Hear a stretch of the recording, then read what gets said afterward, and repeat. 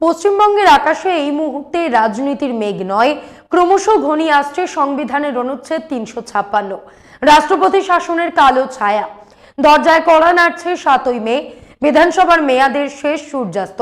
অথচ পর্দার আড়ালে চলছে ৩০ লক্ষ ভোটারের ভাগ্য নিয়ে এক অদ্ভুত লুকোচুরি খেলা। খোদ শাসক দলের একাধিক প্রার্থীর নাম যখন ভোটার তালিকায় অনিশ্চিত, তখন কার ভরসায় লড়বে বাংলা? আইনের ধারা আর আদালতের নির্দেশের জালে কি তবে নিজেই ফেঁসে গেলেন মুখ্যমন্ত্রী মমতা বন্দ্যোপাধ্যায়? দিল্লি কি তবে তৈরি হচ্ছে কলকাতার রাজভবনে রাষ্ট্রপতির শিলমোহর বসাতে? ভোটার তালিকার এই গোলক ধাঁধা আর ডিজিটাল স্বাক্ষরের অভাব, একে নিছক প্রশাসনিক ব্যর্থতা নাকি কোনো গভীর ষড়যন্ত্রের নীল নকশা? কেন ১.৫ দশকে প্রথমবার বাংলার মাটিতে দাঁড়িয়ে দিল্লির অলিন্দে ফিসফাস চলছে? ভোট হবে তো? আজকের এপিসোডে সম্পূর্ণ তথ্য এবং আইনের পাতায় চোখ রেখে আপনাদের জানাবো সমস্ত টেকনিক্যাল মারপ্যাচ, যা আগামী কয়েকদিনে বদলে দিতে পারে পশ্চিমবঙ্গের মানচিত্র। তৈরি থাকুন, কারণ সত্যটা যতটা তেতো তার চেয়েও বেশি ধারালো। নমস্কার, আমি মধুরিমা ভৌমিক, আর দৈনিক সংবাদ অনলাইনে আপনারা দেখছেন সত্যি আসলে বেদনাদায়ক। পশ্চিমবঙ্গ নামটা টাইপ করলেই এখন চোখের মোবাইলে উঠে আসছে হাজারটা গ্রাউন্ড রিপোর্ট। সোশ্যাল মিডিয়ায় ভিডিওর বন্যা, সবাই কথা বলছে, সবাই বিশেষজ্ঞ, কিন্তু এই হট্টগোলের আড়ালে আসল যে টেকনিক্যাল খেলা চলছে সেটা কি আপনার নজরে পড়েছে? খুব সোজা সবটা একটা কথা বলি, পশ্চিমবঙ্গের বিধানসভা নির্বাচন এখন এক গভীর অনিশ্চয়তার মুখে। কেন অনিশ্চয়তার মুখে সেটাই বলবো একেবারে যুক্তি আর তথ্যের উপর দাঁড়িয়ে। আমি স্পষ্ট দেখতে পাচ্ছি এই রাজ্যে ক্রমশ রাষ্ট্রপতি শাসনের কালো মেঘ ঘনিয়ে আসছে। সম্ভাবনা এটাই যে এই ভোট উৎসব হয়তো শেষ পর্যন্ত রাজভবন থেকে কেন্দ্রীয় শাসনের অধীনেই সম্পন্ন হবে না। আর এই পরিবর্তনটা কোনো সুদূর ভবিষ্যতের কথা নয়, আগামী ৫-৭ দিনের মধ্যেই আপনি এর প্রভাব টের পেতে শুরু করবেন। আগে ঠান্ডা মাথায় অঙ্কটা একটু বুঝে নিন। ২৩ এবং ২৯ এপ্রিল ২ দফায় ভোট হওয়ার কথা। ৪ মে ফলাফল আর ৭ই মের মধ্যে নতুন বিধানসভা গঠন। আপাত দৃষ্টিতে শিডিউলটা খুব পরিষ্কার মনে হচ্ছে, তাই না? কিন্তু পর্দার আড়ালের আইনি জটিলতা বলছে অন্য কথা। সময় মতো এই প্রক্রিয়া শেষ করা কার্যত অসম্ভব হয়ে দাঁড়িয়েছে। কেন বলছি? কারণটা শুনুন। প্রায় ৩০ লক্ষ ভোটার বিতর্ক বা ভোটার তালিকা সংক্রান্ত সমস্যার নিষ্পত্তি করার দায়িত্ব দেওয়া হয়েছে জুডিশিয়াল অফিসারদের ওপর। কমিশন ওপরে যতই প্রচারের ঢাক বাজাক, কমিশনের বিশ্বস্ত সূত্রের খবর এই কাজের গতি এতটাই ধীর যে নির্ধারিত সময়ের মধ্যে এর সমাধান হওয়া অলৌকিক ব্যাপার। সবচেয়ে বড় তামাশাটা কোথায় জানেন?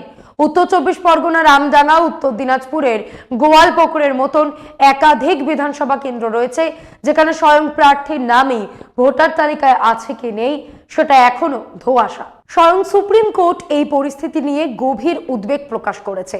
অবস্থা বেগতিক দেখে আদালত বিশেষ ট্রাইব্যুনাল গঠনের নির্দেশ দিয়েছে।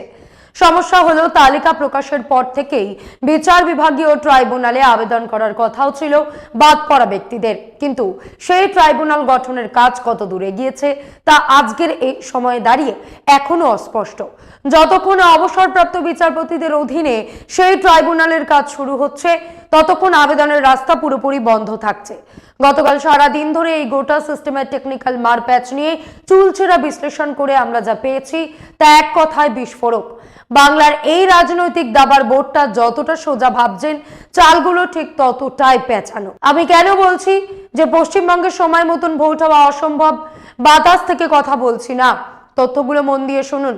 গত ২৩ মার্চ রাত ১২টার একটু আগে একটা সাপ্লিমেন্টারি ভোটার তালিকা প্রকাশ করা হলো, আর তারপর যা হলো সেটাকে প্রহসন ছাড়া আর কিছু বলা যাচ্ছে না। ২৪ মার্চ সারাদিন সাধারণ মানুষ যখন নির্বাচন কমিশনের সাইটে গিয়ে নিজের নাম খোঁজার চেষ্টা করলো, রেজাল্ট কি এলো জানেন? স্ক্রিনে লেখা উঠছে ২৩ মার্চ সন্ধ্যা পর্যন্ত আপনার অবস্থান স্পষ্ট নয়। এটা কোনো সাধারণ প্রযুক্তিগত ত্রুটি নয়, এটি একটি বিশাল কন্ট্রোভার্সি। কারণ আজকের এমন বিশৃঙ্খল অবস্থার জন্য রাজ্যের মুখ্যমন্ত্রী মমতা ব্যানার্জিও দায়ী। এই ভোটার তালিকার ইস্যুটাকে তিনি আদালতে টেনে নিয়ে গিয়ে এত পেঁচিয়েছেন যে শেষমেশ সুপ্রিম কোর্টকে বাধ্য হয়ে হস্তক্ষেপ করতে হয়েছে। ভোটার তালিকার এই এসআইআর প্রক্রিয়া এখন খোদ শীর্ষ আদালতের নিয়ন্ত্রণে। সেখান থেকে যা নির্দেশ আসছে সেই মতন গুনে গুনে পা ফেলছেন কলকাতা হাইকোর্টের মাননীয় প্রধান বিচারপতি সুজয় পাল। পরিসংখ্যানটা আগে দেখুন। আজকের তারিখে নাকি প্রায় 32 লক্ষ বিবেচনাধীন ভোটারের নিষ্পত্তি হয়েছে, তার মধ্যে 40% নাম নাকি বাদ গেছে। সোজা কথায় 30 লক্ষ নাম এখনো আন্ডার অ্যাডজুডিকেশন, বিচারাধীন। তার মধ্যে ভোটার ময়দানে থাকা একাধিক প্রার্থীর নাম রয়েছে। এত নাম বিচারাধীন মানে ফাইনাল ভোটার তালিকা এখনো পুরোপুরি অনিশ্চিত। ভোটের লড়াইটা হবে কার মধ্যে? আসল ডেডলাইনটা খেয়াল করুন।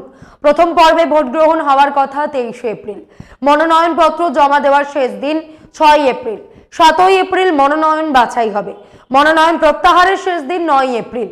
এখন যা বেগতিক অবস্থা তাতে কোনোভাবেই 7 বা 8 এপ্রিলের আগে চূড়ান্ত ভোটার তালিকা আসা সম্ভব নয়। এখন প্রশ্ন হলো, তালিকা ছাড়া কি মনোনয়ন হবে, নাকি তালিকার অপেক্ষায় পুরো ভোটটাই মুখ থুবড়ে পড়বে? পুরো বিষয়টাই এখন খাদের কিনারায় দাঁড়িয়ে। কেন? সেই অঙ্কটা খুব সহজ কিন্তু মারাত্মক। আগামী 7 মে পশ্চিমবঙ্গের বর্তমান বিধানসভার মেয়াদ শেষ হয়ে যাবে। সংবিধান অনুযায়ী 5 বছরের একদিনও বেশি কোনো বিধানসভা টিকতে পারে না।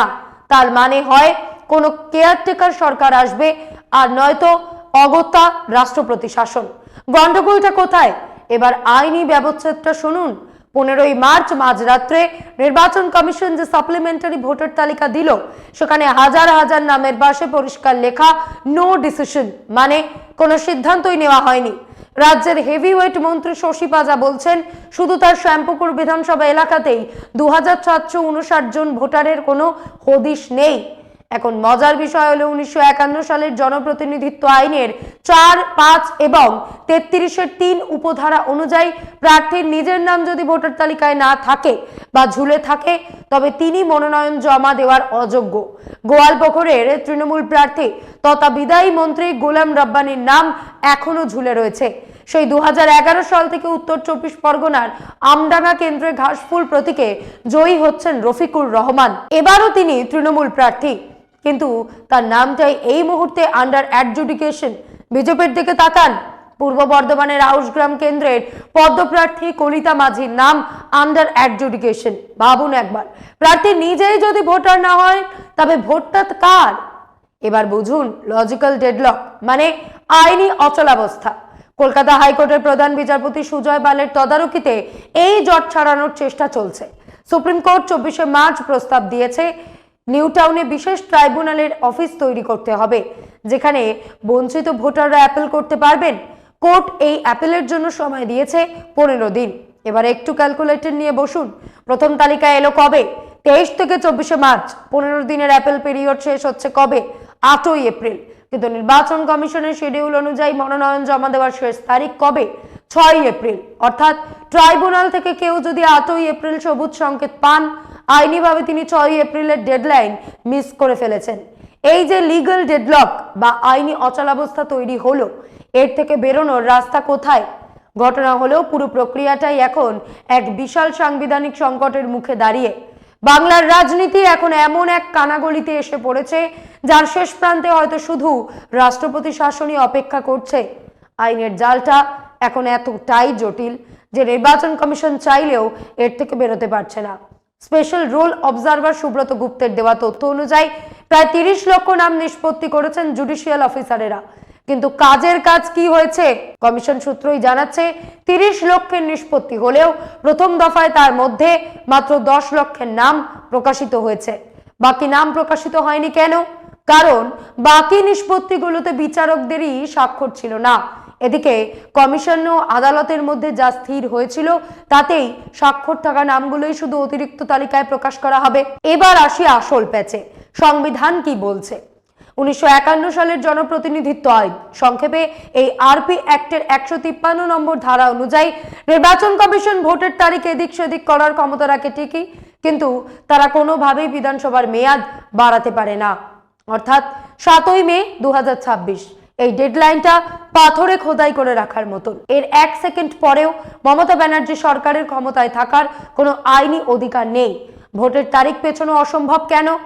আরপি অ্যাক্টের 30 নম্বর ধারা বলছে, মনোনয়ন আর ভোটের মধ্যে অন্তত 14 দিনের একটা সময় থাকতে হবে যাতে প্রার্থীরা প্রচার করতে পারেন। এখন ভোটার তালিকায় গেরোয় যদি মনোনয়ন পিছিয়ে যায় তবে ভোটের তালিকাও অটোমেটিক্যালি পিছিয়ে যাবে। আর ভোট পিছানোর মানেই হলো 7ই মের লক্ষণ রেখা লঙ্ঘন করা। তাহলে পরিস্থিতিটা দাঁড়াচ্ছে কোথায়? আমি দুটো পয়েন্ট দিচ্ছি, মন দিয়ে শুনুন। 1, সাংবিধানিক ব্যর্থতা। সংবিধানের অনুচ্ছেদ 172 উপধারা 1 অনুযায়ী বিধানসভার আয়ু ঠিক 5 বছর। 7ই মে মধ্যরাত্রের পর বর্তমান সরকারের মেয়াদ শেষ। যদি তার মধ্যে নতুন সরকার গঠন না হয় তবে কেন্দ্র সরকারের কাছে অনুচ্ছেদ 356 প্রয়োগ করে রাষ্ট্রপতি শাসন জারি করা ছাড়া আর কোনো বিকল্প থাকবে না। এটা কোনো রাজনৈতিক ইচ্ছে নয়, এটা হবে আইনি বাধ্যবাধকতা। 2, সুপ্রিম কোর্টের সেই পুরনো অস্ত্র। 1985 সালের লক্ষ্মীচরণ সেন বনাম ইউনিয়ন অফ ইন্ডিয়া মামলা। 1985-র 27 সেপ্টেম্বর সেই মামলার রায় সুপ্রিম কোর্ট বলেছিল ভোটার তালিকায় মাইনর এরর্স মানে ছোটখাটো ত্রুটির জন্য ভোট বন্ধ করা যায় না, কিন্তু 30 লক্ষ নাম অ্যাডজুডিকেশনে এটা কি মাইনর এরর? মোট ভোটারের প্রায় 5 থেকে 7% নাম ঝুলে থাকাটা মাইনর এরর নয়, বরং এটাকে বলে সিস্টেমেটিক ফ্ল। আর এক্ষেত্রে যা তৈরি হয় তাকে বলে ডিসএনফ্র্যাঞ্চাইজমেন্ট রিস্ক। এখানে বড় অংশের ভোটাধিকার হারানোর ঝুঁকি রয়েছে। এত বড় বিচ্যুতি থাকলে তাকে আর ফ্রি অ্যান্ড ফেয়ার ইলেকশন বলা যায় না। এই যুক্তিতে আদালত পুরো নির্বাচনী প্রক্রিয়ার উপর স্টে অর্ডার জারি করতেই পারে। কেউ বলতেই পারেন কেয়ারটেকার সরকার বলে তো একটা ব্যাপার আছে। হ্যাঁ আছে, কিন্তু মনে রাখবেন কেয়ারটেকার সরকার মানেই তার হাত পা বাঁধা। রাজ্যপাল বড়জোর মুখ্যমন্ত্রীকে দায়িত্ব সামলাতে বলতে পারেন, কিন্তু সেই সরকার কোনো বড় নীতিগত সিদ্ধান্ত নিতে পারবে না। আর এই আইনি জট যদি লম্বা হয়, রাস্তা একটাই, রাষ্ট্রপতি শাসন।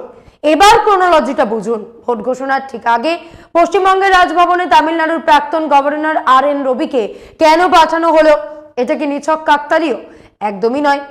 দিল্লি খুব ভালো করেই বুঝতে পেরেছে মমতা ব্যানার্জি যখন ভোটার তালিকার ইস্যুটা সুপ্রিম কোর্টে টেনে নিয়ে গেছেন, সেই সূত্রে মামলাটা লম্বা করা হয়েছে। তখন ভোট প্রক্রিয়ার সময় মতন শেষ হওয়াও প্রায় অসম্ভব। খেয়াল করেছেন? এই কারণেই হয়তো কৌশলে ভোটটাকে মাত্র 2 দফায় রাখা হয়েছে, যাতে কোনো মতে ভোটার তালিকাটা গুছিয়ে নেওয়া যায়। বাংলার এই ত্রিমুখী সংকটটা এবার বুঝুন। প্রথম সংকট, 30 লক্ষ নামের ডিজিটাল ভেরিফিকেশন আসলে পাহাড় প্রমাণ বোঝা হয়ে দাঁড়িয়ে আছে। দ্বিতীয় সংকট, ট্রাইব্যুনালের অ্যাপিল বনাম মনোনয়নের শেষ তারিখ, যেখানে সময়ের কোনো মিল নেই। তৃতীয় সংকট, 7ই মের সেই অলঙ্ঘনীয় ডেডলাইন, যাকে চাইলেও 1 ইঞ্চি সরানো সম্ভব নয়। এখন নির্বাচন কমিশনকে হয় অলৌকিক কিছু ঘটিয়ে মনোনয়ন প্রত্যাহারের শেষ দিন পর্যন্ত নাম তোলার সুযোগ দিতে হবে, না হয় কলকাতা হাইকোর্টকে বিশেষ ক্ষমতা বলে মনোনয়নের তারিখ পিছোতে হবে। আর এই দুটোর কোনোটা না হওয়া মানেই পশ্চিমবঙ্গ 7ই মের পর এক অতল সাংবিধানিক সংকটে তলিয়ে যাবে, যার সোজা সাপটা অর্থ অনুচ্ছেদ 356 রাষ্ট্রপতি শাসন। বাংলার মসনদে এখন ডেমোক্রেসির খড়গ ঝুলছে। দেখা যাক 7ই মে সূর্যোদয় বাংলার জন্য নতুন সরকার নিয়ে আসে নাকি রাষ্ট্রপতির শাসন। মোদী শাহ জুটির কৌশলটা বুঝুন। নরেন্দ্র মোদী বা অমিত শাহ সাধারণত সহজে কোনো রাজ্যে রাষ্ট্রপতি শাসন বসিয়ে ক্ষমতা দখল করতে চান না। বিগত কয়েক বছরে তাদের রেকর্ড অন্তত তাই বলে। কিন্তু মমতা ব্যানার্জি পরিস্থিতিটা এমন জায়গায় নিয়ে গেছেন যেখানে নির্বাচন কমিশন বা কোর্ট ছাড়া আর কারোর হাতে কোনো নিয়ন্ত্রণ নেই। ভ্যানেশ কুমারও এখন হয়তো মনে করছেন এবং হাসছেন, কারণ মমতা নিজেই নিজের জন্য গর্ত খুঁড়েছেন। এখন খেলাটা পুরো দমে সুপ্রিম কোর্টের কোর্টে। কলকাতা হাইকোর্ট এই পুরো প্রক্রিয়ার রিপোর্ট দিচ্ছে সরাসরি সুপ্রিম কোর্টকে। এখন যদি হাইকোর্ট সাফ বলে দেয় যতক্ষণ না ওই 30 লক্ষ ভোটারের ফয়সলা হচ্ছে ততক্ষণ ভোট হবে না, তবে জানবেন ভোট পিছোতে বাধ্য। আর ভোট পিছনো মানে মে মাসে সেই সাংবিধানিক সময়সীমা পার হয়ে যাওয়া। আর তারপরের দৃশ্য, কোনো বিকল্প নেই, শুধুই রাষ্ট্রপতি শাসন। তবে হ্যাঁ, নির্বাচন কমিশনের হাতে ক্ষমতা আছে শেষ মুহূর্তে একটা স্পেশাল সাপ্লিমেন্টারি লিস্ট দিয়ে পরিস্থিতি সামাল দেওয়ার। তারা যদি গ্যারান্টি দেয় যে ভোটের আগেই সব ঠিক হয়ে যাবে তবে হয়তো রক্ষা। কিন্তু এখনো কমিশনের ওয়েবসাইটে নো ডিসিশন স্ট্যাটাস আমরা দেখছি, সেটা অশনি সংকেত ছাড়া আর কিছুই নয়। তালিকায় এই বিশাল অসঙ্গতি, তার সঙ্গে আইনি লড়াইয়ের জাঁতাকলে পড়ে ভোট কয়েকদিন বা কয়েক সপ্তাহ পিছিয়ে যাওয়া এখন হয়তো সময়ের অপেক্ষা। আর সেই কয়েক সপ্তাহই হবে বাংলার রাজনীতির জন্য দীর্ঘতম এক অনিশ্চয়তা। 1951 সালের জনপ্রতিনিধিত্ব আইনের 153 নম্বর ধারা আর সংবিধানের 324 নম্বর অনুচ্ছেদ, এই দুটোই হলো নির্বাচন কমিশনের আসল ব্রহ্মাস্ত্র। 1977 সালের 2রা December Supreme Court MS Gill versus প্রধান নির্বাচন কমিশনার মামলার রায় পরিষ্কার বলে দিয়েছে, সেখানে আইন নীরব, সেখানে অবাধ এবং সুষ্ঠু নির্বাচনের স্বার্থে 324 নম্বর অনুচ্ছেদ কমিশন যে কোনো প্রয়োজনীয় পদক্ষেপ নেওয়ার অবাধ স্বাধীনতা দেয়। তাহলে কি দাঁড়ালো? প্রভুর নির্দেশে অথবা নিজের তাগিদে নির্বাচন কমিশনই সপ্তাহখানেক পরে বলতে পারে এই তালগোল পাকানো অবস্থায় ভোট করানো অসম্ভব, তাই এখানে রাষ্ট্রপতি শাসন জারি করা হোক। এবার হিসেবটা দেখুন, কমিশন যদি কোর্টকে গিয়ে বলে মাই লর্ড এই অশুদ্ধ ভোটার তালিকা নিয়ে ভোট করানো মানে গণতন্ত্রের গলা টেপা, তবে কোর্ট কমিশনকে বাড়তি সময় দিতেই পারে। বিধানসভার মেয়াদ শেষ হতে চললেও কোর্ট এক সপ্তাহের একটা ডেডলাইন ঝুলিয়ে দিতে পারে। এখনকার শিডিউল অনুযায়ী 30শে মার্চ নোটিফিকেশন হওয়ার কথা, কিন্তু এই আইনি গ্যারাকলে পড়লে নোটিফিকেশন পিছিয়ে যাবে অন্তত 15ই এপ্রিল পর্যন্ত। আর নোটিফিকেশন 15ই এপ্রিল যাওয়া মানে 4ঠা মের আগে ভোট শেষ করা কোনো অলৌকিক ক্ষমতা দিয়েও সম্ভব নয়। ফলাফল কি? একদিকে 30 লক্ষ ভোটারের অসঙ্গতি দূর করা, অন্যদিকে নতুন তালিকা প্রকাশ করে মানুষের আপত্তি শোনা।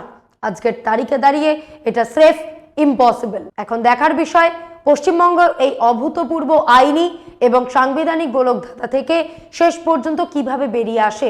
এটা কোনো ছোটখাটো সমস্যা নয়, এটা একটা বিশাল চ্যালেঞ্জ। সজাগ থাকুন, সব দিকে নজর রাখুন। দেখা হবে আগামী পর্বে। আজ এই পর্যন্তই। এমন আরো বিষয় জানতে অবশ্যই সাবস্ক্রাইব করুন, লাইক কমেন্টে শেয়ার করুন। দেখতে থাকুন দৈনিক সংবাদ। শুধু না আমি যথেষ্ট।